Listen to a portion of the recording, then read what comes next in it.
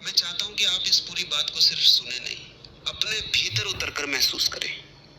क्योंकि आज जो प्रश्न आपके सामने है वह किसी किताब का प्रश्न नहीं है, किसी धर्म का प्रश्न नहीं है, किसी गुरु का प्रश्न नहीं है। यह प्रश्न आपका अपना है। क्या आपने कभी खुद से पूछा है कि आखिर मैं कौन हूं? नहीं, अपना नाम मत बताइए, वह तो आपको जन्म के बाद दिया गया था। अपना पेशा मत बताइए, वह आपने समय के साथ सीखा। अपना रिश्ता मत बताइए, बेटा बेटी, पति पत्नी, दोस्त, ये सब भूमिकाएं हैं। तो फिर आप कौन हैं? यह प्रश्न सुनने में जितना छोटा लगता है, भीतर उतना ही गहरा भूकंप पैदा करता है। शायद इसी कारण अधिकांश लोग पूरी जिंदगी इस प्रश्न से बचते रहते हैं, क्योंकि जैसे ही यह प्रश्न भीतर प्रवेश करता है, हमारी बनाई हुई सारी पहचानें डगमगाने लगती हैं। जरा अपने दिन को देखिए, सुबह आंख खुलते ही सबसे पहले क्या याद आता है? काम, जिम्मेदारियां, मोबाइल, पैसे, परिवार, भविष्य। पूरा दिन इन्हीं चीजों के बीच निकल जाता है। रात को थक कर सो जाते हैं, फिर वही सुबह, वही भागदौड़, वही चिंता। लेकिन क्या आपने कभी गौर किया है कि इस पूरी भागदौड़ के बीच एक चीज हमेशा मौजूद रहती है? एक देखने वाला। जब आप खुश होते हैं, वह जानता है कि खुशी आई है। जब आप दुखी होते हैं, वो जानता है कि दुख आया है। जब आप क्रोधित होते हैं, वो भी देखता है। जब आप प्रेम में होते हैं, तब भी वही देख रहा होता है। तो प्रश्न ये है, क्या आप वही क्रोध हैं?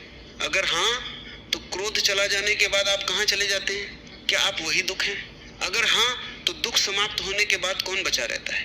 क्या आप वही शरीर हैं? अगर शरीर ही आप हैं, तो बचपन वाला शरीर कहाँ गया? किशोरावस्था वाला शरीर कहाँ गया? हर 7-8 साल में शरीर की अधिकांश कोशिकाएं बदल जाती हैं। शरीर बदलता रहता है, लेकिन भीतर कहीं एक एहसास हमेशा बना रहता है कि मैं वही हूँ। आखिर वह मैं कौन है? यहीं से आत्मा का प्रश्न जन्म लेता है। लेकिन यही सबसे बड़ी भूल भी शुरू होती है, क्योंकि जैसे ही कोई आत्मा शब्द सुनता है, उसके मन में तुरंत कोई धार्मिक तस्वीर बन जाती है। कोई चमकती हुई रोशनी, कोई अदृश्य शक्ति, कोई भूत जैसी कोई चीज, या फिर मृत्यु के बाद उड़ जाने वाला कोई रहस्यमय तत्व। और यही हमारी खोज समाप्त हो जाती है, शुरू होने से पहले ही। क्यों? क्योंकि हमने शब्द को पकड़ लिया, अनुभव को नहीं। ओशो बार कहते थे कि मनुष्य शब्दों में जीता है, सत्य में नहीं। किसी बच्चे को अगर कभी आत्मा शब्द सुनाया ही न जाए, तो क्या उसके भीतर आत्मा नहीं होगी? होगी, क्योंकि आत्मा किसी भाषा का हिस्सा नहीं है। भाषा तो बाद में आती है। समस्या शब्दों की नहीं है। समस्या यह है कि हम शब्दों को अनुभव समझ बैठते हैं। मान लीजिए किसी ने आपको आम के स्वाद के बारे में 1000 पन्नों की किताब लिख दी। उसमें मिठास का वर्णन हो, सुगंध का वर्णन हो, रस का वर्णन हो। क्या वह किताब पढ़कर आपको आम का स्वाद मिल जाएगा? नहीं। और अगर कोई बच्चा पहली बार आम खाए बिना किसी किताब के, तो वह स्वाद को जान जाएगा। यही अंतर है जानकारी और अनुभव में। आज दुनिया जानकारी से भरी हुई है। हर किसी के पास विचार है, हर किसी के पास सिद्धांत है, हर किसी के पास किसी न किसी गुरु की बातें हैं। लेकिन अगर अचानक उनसे पूछा जाए कि जो ये सब जान रहा है उसे जानते हो, तो पूरा मन मौन हो जाता है। सोचिए, आपने हजारों लोगों को देखा, सैकड़ों रिश्ते बनाए, अनगिनत घटनाएं देखी, लेकिन क्या आपने कभी उस देखने वाले को देखने की कोशिश की? नहीं, क्योंकि हमारी आंखें हमेशा बाहर भागती हैं। बचपन से हमें यही सिखाया गया कि बाहर देखो, अच्छे नंबर लाओ, अच्छी नौकरी पाओ, अच्छा घर बनाओ, अच्छी पहचान बनाओ। लेकिन किसी ने ये नहीं कहा कि कभी अपने भीतर भी देखना, कभी उस व्यक्ति से भी मिलना जो इन सब अनुभवों के बीच हमेशा मौजूद है। अजीब बात है, हम पूरी दुनिया का नक्शा जान सकते हैं, लेकिन अपने भीतर का 1 इंच भी नहीं जानते।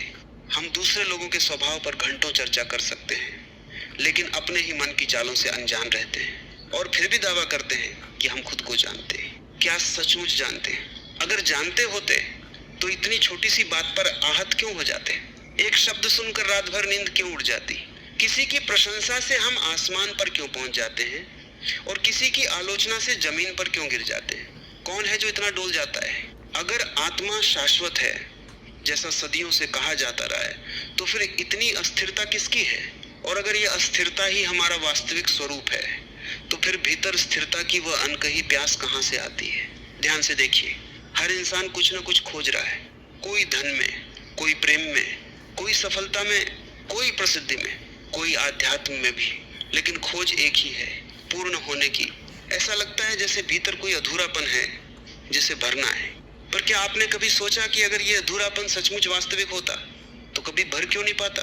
एक इच्छा पूरी होती है, दूसरी खड़ी हो जाती है, दूसरी पूरी होती है, तीसरी इंतजार करने लगती है।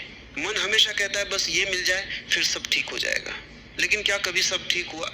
यही ओशो एक बहुत सूक्ष्म बात कहते हैं। वे कहते हैं कि मन हमेशा भविष्य में जीता है, क्योंकि वर्तमान में उसका अस्तित्व नहीं टिकता।